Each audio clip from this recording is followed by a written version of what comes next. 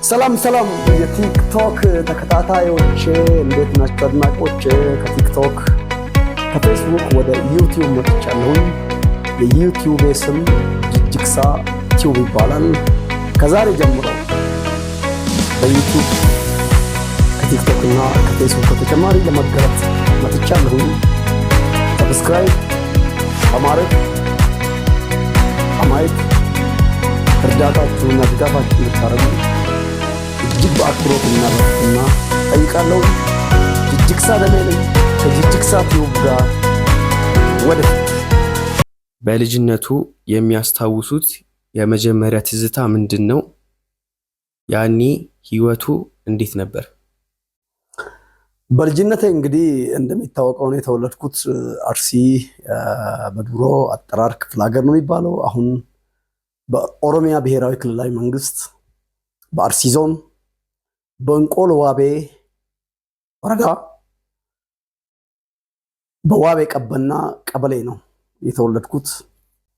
ከአባቴ ከአቶ ደሜ አለሙ ጉደታ ገልገሌ በኩ ዶሪ ብርብርሳ አንካሴ ከኦሮሞ አባቴ፣ እንዲሁም ከእናቴ ከወይዘሮ የሽመቤት ከበደ ግዛው ከአማራ እናቴ ሰሜን ሸዋ ተጉለቴ ሸንኮራ ነች። እናቴ አርሲ ተወልዳ ብታድግም የእናቴ አባት መምሬ ከበደ አርሲ ተወልዶ ቢያድግም አቶ ግዛው ከሸዋ ከተጉለት ከቡልጋ ከሸንኮራ አካባቢ መጥተው ነው መምሬ ከበደ ነው የወለዱት። ከዛ የሽመቤት ከበደ የተወለደችው የሽመቤት ከበደ አቶ ደሜ አለሙ ጉደታን በማግባት አበባየሁ ደሜ ወይም ጅጅክሳ ደሜ የሚባለው ይሄ ምርጥ አንደኛ የሆነ ሰው ወደዚህ ዓለም መጥቷል። ሰው በልጅነቴ ትዝ የሚለኝ በወቅቱ ቦሌ ዶዶታ የሚባል ቀበሌ ውስጥ የተወለድኩት። አሁን እንቆሎ ዋቤ የሚባል ቀበሌ ውስጥ ማለት ነው።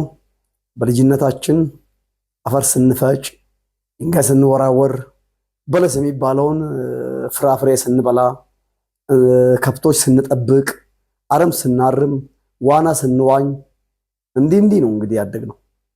ዛሬ ያሉበትን ሰው እንዲሆኑ የረዶት ከልጅነቱ የተገኙ ልምዶች ምን ነበሩ? እንግዲህ የልጅነት ልምዶች የሚባሉት ነገር ሳይታወቅም ታውቆም በከባድ ነገር ውስጥ ይታለፋል። ቅድም እንዳልኩት ከቤተሰብ ተለይቶ ከገጠር ከተማ መጥቶ ትምህርት መከታተሉ ራሱ ከባድ ነገር ነው። እስከ 8ኛ ክፍል እንደምንም እየተንገታገትን በቤተሰብ ናፍቆትም እየተጎዳ 8ኛ ክፍል ከጨረስኩ በኋላ ሃይ ስኩል ነው የገባ ነው። ሃይ ስኩል ከገባን በኋላ ትዝ የሚለኝ ጠዋት እንጀራ በበርበሬ ማነው ቂጣ በበርበሬ ነው የምንበላው። ቂጣውን ራሳችን ጋር ግረን ምሳ ቂጣ በበርበሬ ነው የምንበላው። እራትም ቂጣ በበርበሬ ነው የምንበላው። ይሄ የሚጠመልን ፉል የሚባል ነገር አለ እና በኋላ እንጠመላለን። እሱን እንቀቅልና በጣም ተቀናን ትንሽዬ ዘይት ጠብ እናደርጋለን። ሳንቲም ኖሮ ዘይት ተገዛ፣ አለበለዚያ በጫው ነበረ ስንበላ የነበረው። እኔ በጣም ግርም ይለኛል። ሰው ጠዋት ቂጣ፣ ቀን ቂጣ ላውን በበርበሬ ማታ ቂጣ በልቶ እንዴት ሰርቫይቭ ማድረግ ይችላል? ከስተን የፉጨት አስተማሪ መስለን ነበር። ሃይስኩልን ጨርሰን ወደ ኮሌጅ የገባ ነው። ያለፍንበት የሃርድሺፕ ከባድ ህይወት አሁን ለደረስኩበት መድረስ አስተዋጽኦ አድርጓል ብዬ አስባለሁ። ከዛ በኋላ ኮሌጅ ነው። ኮሌጅ ሪላቲቭሊ ሃይ ስኩል እና ኤሌመንተሪ ስንማር ከነበረው ህይወት የተሻለ ነው። ያው ከተለያየ አካባቢ፣ ከተለያየ ባህል፣ ከተለያየ ቋንቋ፣ ከተለያየ ብሔር ብሔረሰቦች የሚመጡ ወጣቶች ልምድን ሼር እናደርግ ነበር። ከመምህራኖቻችንም ልምድን እናካብት ነበር።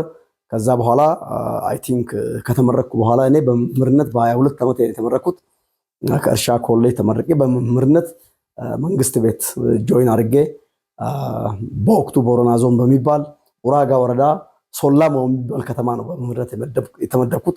ሶላሞ በአሁኑ ጊዜ ስሟ ተቀይሮ ሀሩ ትባላለችና በከተማዋ መብራት የለም፣ ውሃ የለም። አዘሴም ታይም ደግሞ ዝናብ በጣም ከባድ ዝናብ አለ። ጭቃ ነበር፣ መብራት በሌለበት መንገድ በሌለበት ጭቃ በበዛበት ቦታ ለአንድ 5 ዓመት በመምህርነት አገልግያለሁኝ።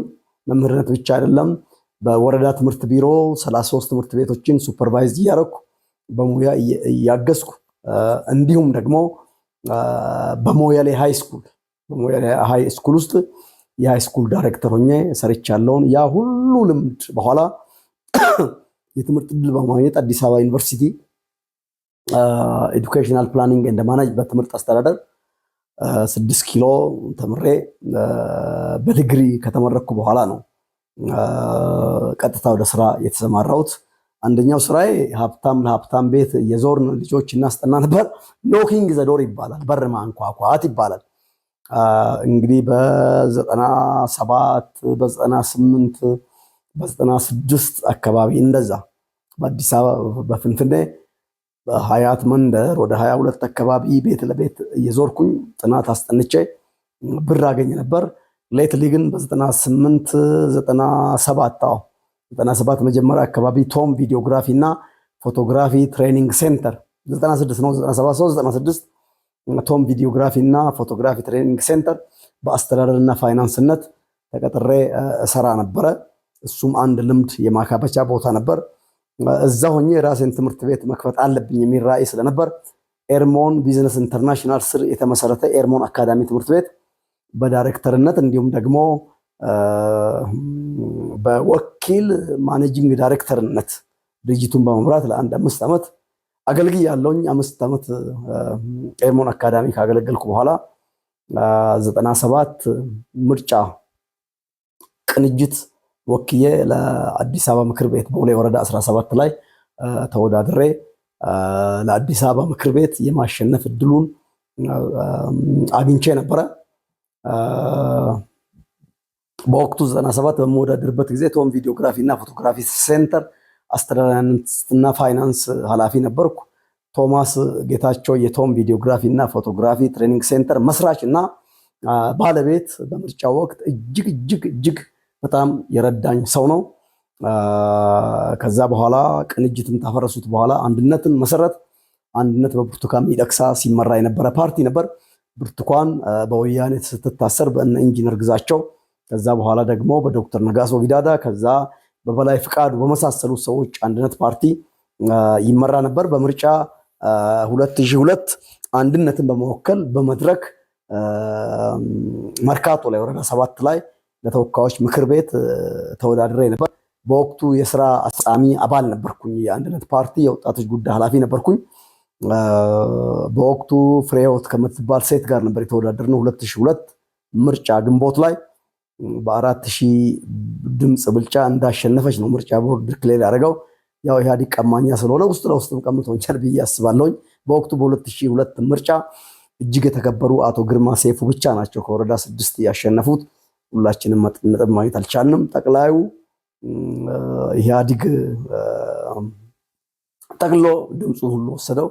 ከዛ በኋላ ከ5 ዓመት በኋላ በ2007 ምርጫ ከአንድነት ሪዛይን በማድረግ በግሌ ኦሮሚያ ላይ በአርሲ ዞን እንቆሎ ዋቤ ወረዳ የምርጫ ክልል በቆጂ ቁጥር 2 ላይ ተወዳድሬ ነበረ። በወቅቱ እንግዲህ እጅግ የተማሩ የተመራመሩ ብቁ የሆኑ ታዛቢዎችን ከዚህ ከአዲስ አበባና ከአዳማ ነበር ይዤ ሄድኩት። ቀማኛው ኢህአዴግ ድምፁን ቀማና ሰብስቦ ለራሱ ወሰደው።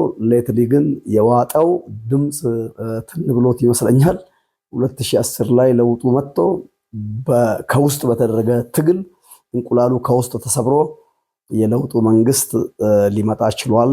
የብልጽግና መንግስት ሊመጣ ችሏል። እንግዲህ ባለፍኩባቸው ተሞክሮች ከኤሌመንተሪ ጀምሮ ሃይ ስኩል ጨርሼ ኮሌጅ ተገባ በኋላ ከኮሌጅ ወጥቼ 5 ዓመት በስራ ዓለም ተሰማርቼ በመምህርነት በሱፐርቫይዘርነት በሃይ ስኩል ዳይሬክተርነት ከዛ በኋላ አዲስ አበባ ዩኒቨርሲቲ ጆይን አድርጌ ኖኪንግ ዘዶር ልጆችን በማስጠናት ሀብታሞች ቤት በመንከራተት እሰራ ነበር። ከዛ በኋላ ቶም ቪዲዮግራፊ እና ፎቶግራፊ ትሬኒንግ ሴንተር ያው እየደገምኩት ያለ ይመስለኛል በአስተዳደርና ፋይናንስነት ካገለገልኩ በኋላ ኤርሞን አካዳሚ ውስጥ በዳይሬክተርነት እንዲሁም በአክቲንግ ማኔጂንግ ዳይሬክተርነት ሳገለግል ነበር። ከዛ በኋላ ነው የራሴን ትምህርት ቤት ከፍቼ ኦሊቭ አካዳሚ ባለውን ትምህርት ቤት ከፍቼ በቤቴል አካባቢ ከኬጂ እስከ 12ኛ ክፍል ስናስተምር ነበር። እንዲሁም ደግሞ ኡርጂ አካዳሚ የሚባለውን አካዳሚ በሸገር ሲቲ በላፍቶ አካባቢ ከፍቼ እየሰራው ነበር። እንደዛ እንግዲህ እነኚህ መንገዶች ናቸው ስራዎች፣ የህይወት ተመክሮ ልምዶች እነዚህ ናቸው ያሉኝ። አንድ ሳልነካው ያለፍኩት ነገር በኡራጋ ወረዳ ቦረና ዞን በነበርኩ ጊዜ የግል ትምህርት የመምህራን ማህበር እንደ ሊቀመንበርም አድርጎ የነበረ የወረዳ ሊቀመንበርም አድርጎ የነበረ አዲስ አበባ ዩኒቨርሲቲም ባለፍኩበት ጊዜ በ6 ኪሎ የተማሪዎች ፌሎሺፕ ፓስተር ነበርኩ። ክርስቶስን አገለግል ነበር። ክርስቶስን አመልክ ነበር። እነዚህ እንደው ለትዝታ ነካ የሚደረጉ ነገሮች ናቸው።